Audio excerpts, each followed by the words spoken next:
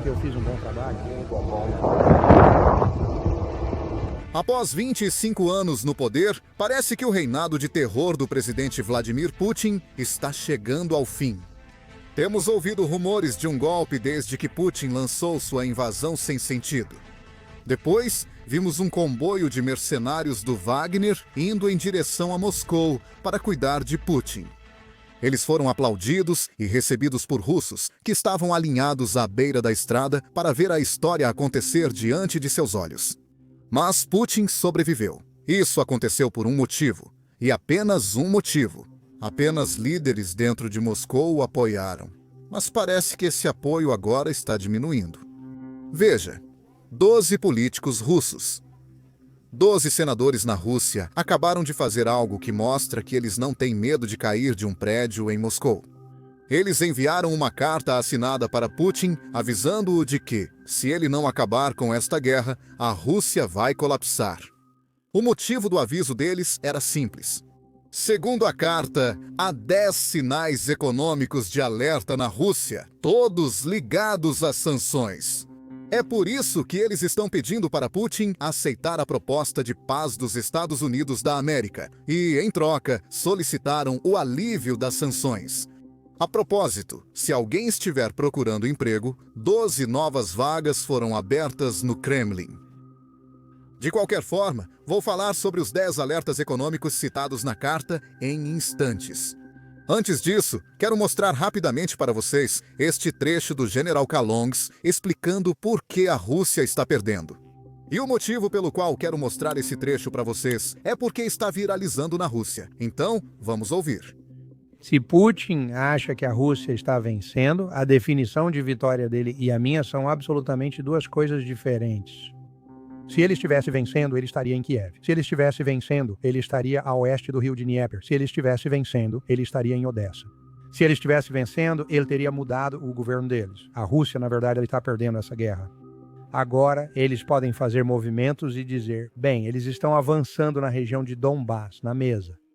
Mas se você avançar metros em vez de milhas, já é um sucesso. O custo para eles é enorme, né? E acho que poucos percebem isso. É um número, mas o número de mortos e feridos que perderam passa de 1 milhão.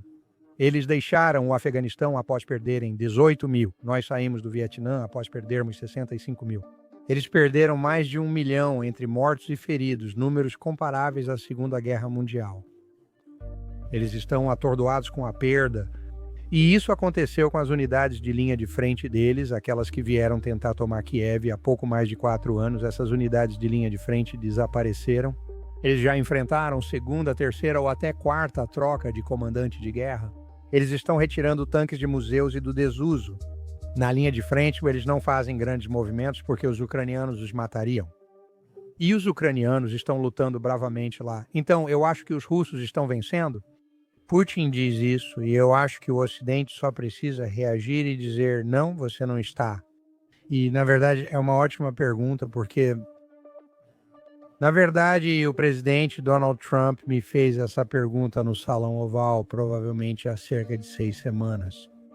Mesma pergunta. E eu respondi de forma bastante enfática e finalmente disse, senhor presidente, não escute só a mim. Seu chefe do Estado-Maior Conjunto, Dan Kane, está lá fora no mundo exterior, grande comando. Pergunte a ele essa questão. Ele é seu superior, é seu principal conselheiro militar. E eles perguntaram. E Dan disse a mesma coisa. Eles disseram não. Veja, não é só o General Klog. Muitas pessoas diferentes estão chegando à mesma conclusão, incluindo os 12 senadores da Rússia que mencionamos no início do vídeo. Então, vamos agora para a carta que esses senadores assinaram. Aqui está a carta na tela. E aqui estão 10 indicadores econômicos que estão preocupando esses senadores. Primeiro, um deles é um dos mais importantes. E é que as empresas russas estão cortando empregos e reduzindo salários. Eles estão fazendo isso de uma maneira muito discreta. Veja, muitas empresas russas, há cerca de um mês, reduziram sua semana de trabalho de 5 para 4 dias. Agora, eu sei que isso parece uma coisa ótima, mas, no fim das contas, eles fizeram isso porque não podiam pagar seus funcionários. Então, em vez de simplesmente demitir pessoas ou reduzir o quadro de funcionários, eles apenas cortaram a semana de trabalho para não precisarem pagar tanto. Isso é basicamente como demitir pessoas ou reduzir seus salários, mas fazendo isso de uma forma diplomática.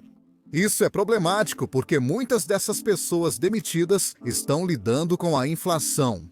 Os preços dos itens de necessidade estão subindo na Rússia, enquanto os salários dessas pessoas estão caindo. Esse é um sinal muito ruim sobre o que está prestes a acontecer naquele país. Agora, eles também abordam outros pontos que são muito detalhados, que são importantes, mas são apenas análises muito detalhadas. Como a capacidade industrial em declínio, o investimento que não aumenta na Rússia.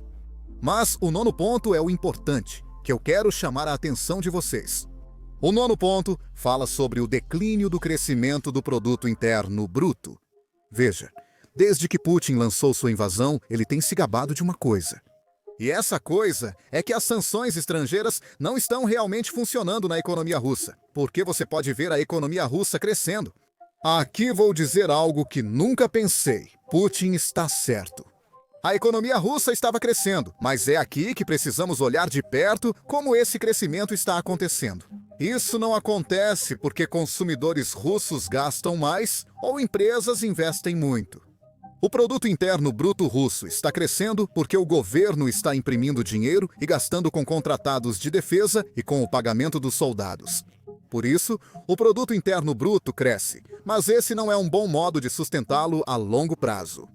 É só perguntar para a União Soviética. Bem, adivinha só? Chegou a hora, e a Rússia vai descobrir que imprimir dinheiro não traz prosperidade. Caso contrário, todo o país seria o mais rico do mundo. O crescimento do produto interno bruto está desacelerando. Enquanto isso, Putin está gastando cada vez mais dinheiro com o setor militar. Agora duvido que Putin vai estar por aí para enfrentar as consequências de suas ações. Afinal, ele tem 72 anos, mas serão os jovens russos e a população russa que ficarão para trás que vão lutar por décadas daqui para frente. Isso me lembra de uma citação famosa que eu vi nos comentários há poucos dias. Um tolo pode jogar uma pedra no lago que 100 sábios não conseguem tirar. Essa é a situação que os futuros líderes russos enfrentarão, independentemente de sua inteligência. Porque vai ser quase impossível sair do buraco em que Putin está colocando eles agora. Na verdade, o próprio Putin está percebendo que a economia russa está à beira do colapso e não pode sobreviver a mais sanções. Por isso, ele finge negociar com o presidente Trump para adiar ao máximo as sanções secundárias. Nós nos tocamos agora. Ele definitivamente quer enganar os Estados Unidos da América. Quero dizer, Ele está fazendo tudo o que pode para evitar sanções, para impedir que os Estados Unidos da América e Trump coloquem sanções sobre o Haiti.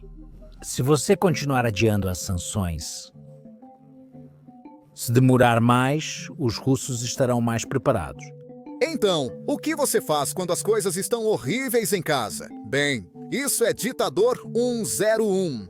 Você cria um inimigo externo e aponta o dedo para esse inimigo. O problema é que Putin já faz isso há anos. Então agora ele precisa ser criativo para encontrar novos inimigos. Bem, parece que o novo inimigo da Rússia agora é o General Kalom. Porque ele fala a verdade. O exército russo não está avançando. A menos que você considere como avanço os metros que eles estão ganhando ao sacrificar milhões de russos.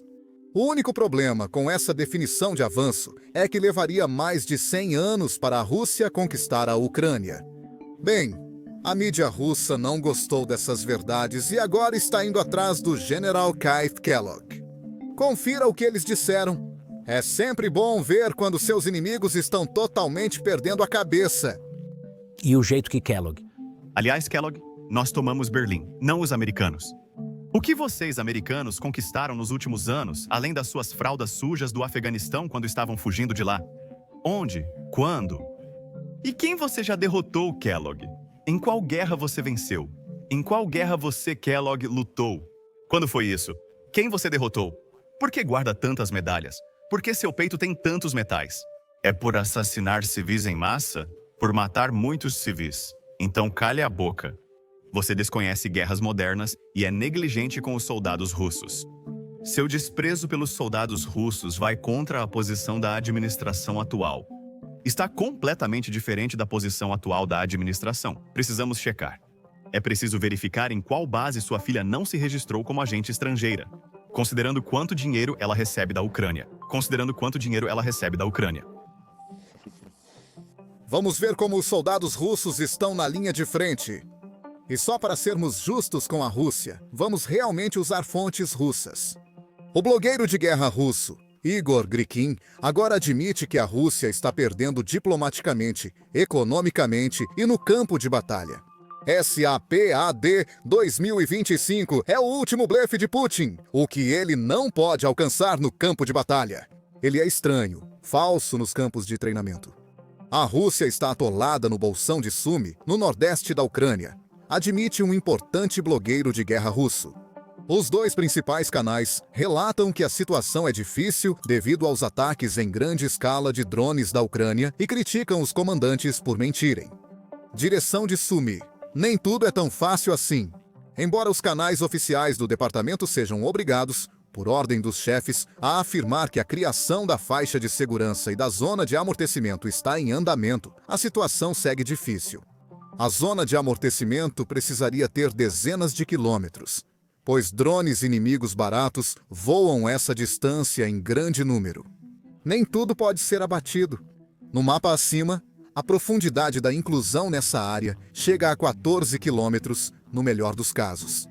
Um inimigo, embora ao custo de pesadas perdas diárias, está segurando nossa ofensiva. Ninguém está mais mentindo sobre o controle de Kridivka. E como relatam os comandantes superiores em Unitka, ainda não estamos falando sobre o controle total da parte sul. Aqui temos outro canal de guerra russo relatando uma notícia semelhante. Outro canal russo admite que a situação em Sumy está piorando. Ele diz que a base de Oli será abandonada, assim como a anterior, onde o regimento foi destruído. Um oficial descreve os reforços do 30º Regimento de Fuzileiros de Morteiro como aposentados, bêbados e indesejados. O canal alerta que o ataque para segurar Olivska só levará a grandes perdas. O que o general Kalog disse no início? As forças de elite da Rússia morreram quando tentavam tomar Kiev, e agora a Rússia está repondo essas forças, com pessoas aleatórias das ruas, geralmente pobres sem outras oportunidades econômicas no país. Eles se alistam no exército com promessa de bônus de dezenas de milhares de dólares e salário mensal de $2.000. Isso é 5 vezes o salário médio russo. Nesse ponto, dá para entender por que a Rússia consegue jogar tanta gente, mas não são pessoas competentes. Poucas horas antes de eu gravar, o presidente Trump disse isso, transmitindo a mesma mensagem. Ele está matando muitas pessoas e está perdendo mais pessoas do que você sabe, do que ele está matando. Quero dizer, francamente, os soldados russos estão sendo mortos em uma taxa maior do que os soldados ucranianos. Mas, ele disse, me solta, não gosto disso. E vemos a mesma mensagem vindo de outros líderes europeus também. O próximo vídeo é do presidente Sturpis, da Finlândia. Vamos ouvir. Se você olhar para isso do ponto de vista de Putin e do Kremlin, tem que se perguntar, como eu me saí? Primeiro, o objetivo era tomar a Ucrânia em uma operação especial em 4 dias. 4 anos após o início da guerra, o segundo objetivo era dividir o Ocidente. Nunca vi tanta união antes, incluindo, na verdade, a parceria transatlântica. O terceiro objetivo era reduzir os gastos com defesa dos membros da OTAN. Trump elevou isso de 2% para 5%. E o destaque é que Putin dobrou a fronteira com a OTAN via Finlândia e depois Suécia. Então, ele falhou em todos os seus objetivos estratégicos, incluindo o fato de que a Ucrânia se tornou muito europeia e nada russa. A situação no terreno não é tão ruim para a Ucrânia quanto muitos dizem. Olhe para o processo de avanço da Rússia nos últimos 1000 dias. Eles avançaram 1 ponto percentual do território ucraniano. Isso dá cerca de 18 km² por dia. A um custo de aproximadamente 7.000 mortos ou feridos do lado russo por semana, o custo é gigantesco. E você tem que se perguntar, por quanto tempo a sociedade russa pode aceitar isso? O YouTube acabou de fazer um anúncio impressionante. Está pagando aos criadores $64 milhões por dia. Por quê? Bem, porque o YouTube não tem criadores suficientes. É por isso que você vê vídeos na sua página inicial com menos de 1000 visualizações, como este aqui. Isso não significa que todos devem criar um canal. Mas se você já pensou em começar um canal no YouTube ou um canal sem mostrar o rosto, agora é o momento perfeito. O YouTube está pagando milhões de dólares para criadores todos os dias e está promovendo canais novos e menores agora mais do que nunca. Tenho certeza que você tem dúvidas sobre como iniciar e expandir um canal. Recebemos perguntas de alguns de vocês por e-mail o tempo todo. Por isso, reunimos todos os nossos conselhos sobre o YouTube em um único vídeo gratuito na plataforma. Então, se você é alguém interessado em começar seu próprio canal, pode assistir a esse vídeo aqui no YouTube, clicando no link na descrição ou no card na sua tela.